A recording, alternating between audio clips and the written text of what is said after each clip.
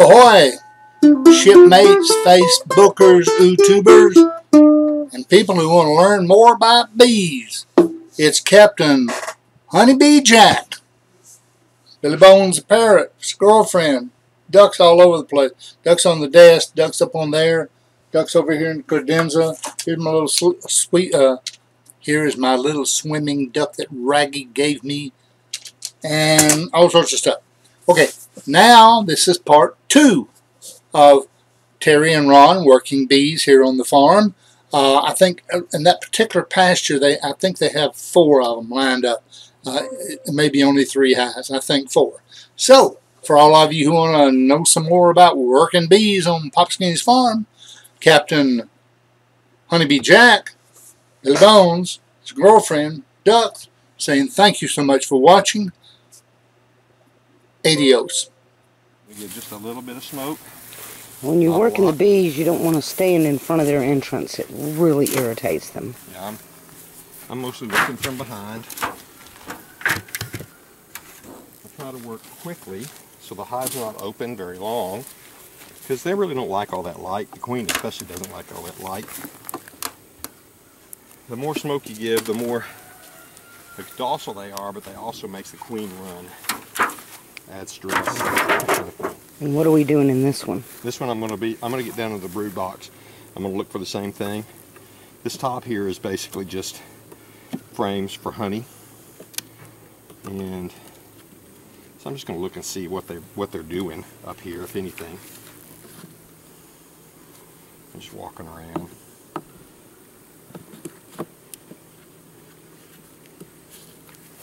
Okay, and on between these 2 boxes, the brood box and all, is going to be They're not doing anything a queen excluder. No, I don't put queen excluders. Okay, you don't put excluders. I used to, but it slows down the honey production. Okay, and so they're not doing anything up here yet. Of course, this is hopefully we'll see that there's a new queen in the bottom of this one too. I did not see any queen or any brood last time. It's got capped honey. So you can see this is capped. And this is nectar that's drying out. It's not dried out enough yet, or they'll cap it.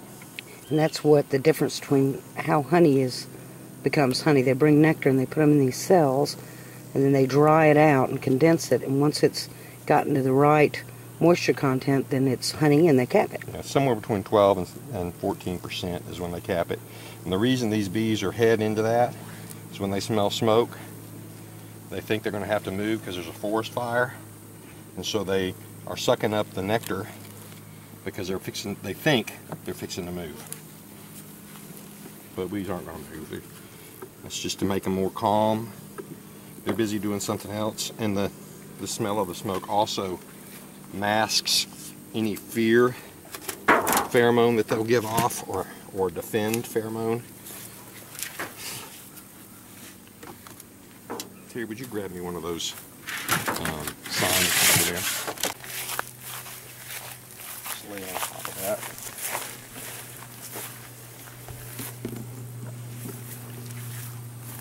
Okay, now this is the bottom. This is the bottom half of the hive that we split.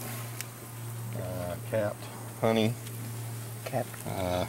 That black right there is old pollen. I'm just going to make a little room.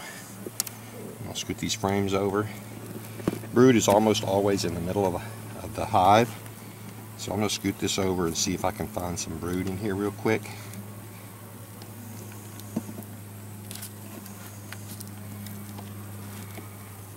And do bees do they also store honey from the middle? Do they tend to work from the center out? No, they'll put the honey usually goes around. There's a mess of them. Pollen and honey, no brood. Pollen, honey, no brood. Now this one and the one you were just working on are the split. Yeah. Well, we split them, so. With this one, I'm concerned about if they both have pollen and nectar, no brood.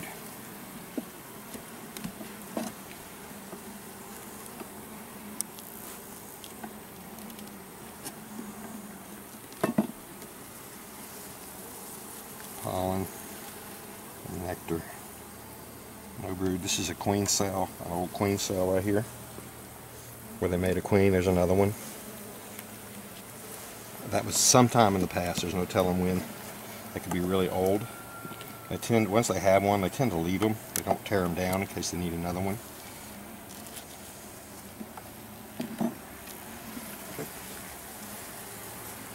Okay, I don't see any brood in this.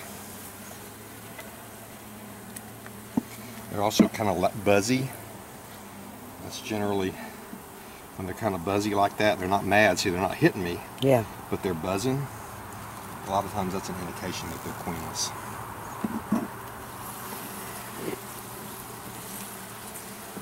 This is a really old comb here. You can see that it's just capped honey. I think this one does not have a queen.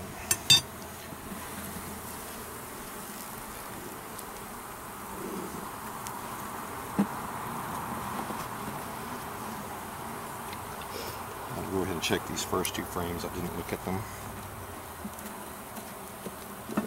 just to make sure.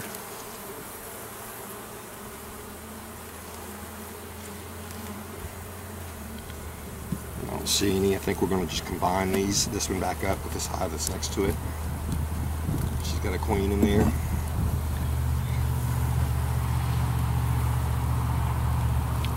Now, and why is it that sometimes they'll make a queen when they're queenless, and other times they don't? If the eggs are not the right age, then they can't make a queen, because the eggs has to either still be an egg, which means unhatched first 3 days, or newly hatched, like within 1 or 2 days. So maximum 5 days. That was queen cells there, but it's capped off. If they're older than that, then they won't make a good queen because they're already too old to be fed the right amount of. Okay, so there's no brood in this at all. So what I'm going to do is I'm going to combine this one to that one. Combine them back. And so that they have a queen in this one, they don't have a queen in that one. I can't buy a queen right now, it's the wrong time of year. And there's not a lot of bees in here. I know that looked like a lot of bees, but that's really not a lot of bees. You'll see what a lot of bees look like here in a minute. So this is basically declining. It takes quite a while to make a queen. I could put eggs in here and they could make a queen, but the colony is going to be pretty weak by the time that queen is actually laying eggs. And so, you know, it could fail because the workers are just too old.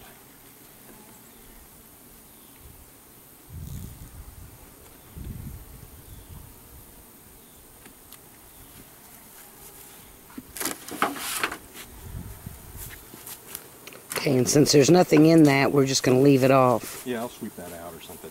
Put this on top.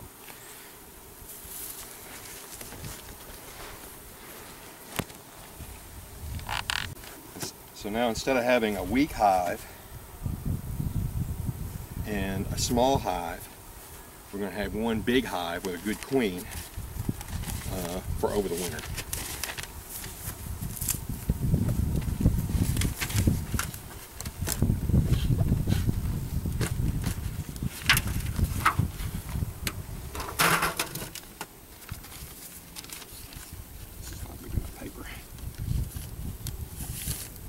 What are you doing?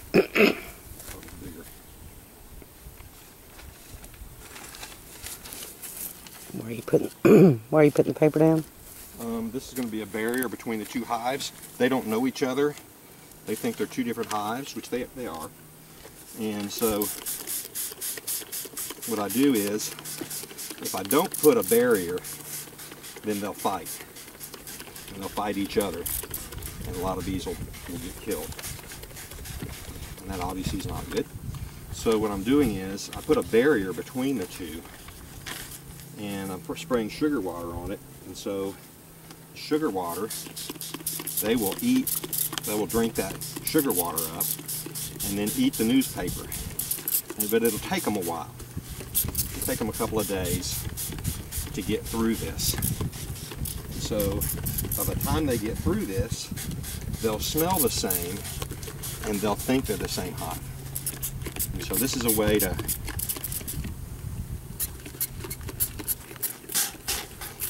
join. So the time that it takes for them to eat through the newspaper, by that time they smell the same. And for bees, that's everything. Then you're part of my hive, and you're part of my colony. You're part of my peeps.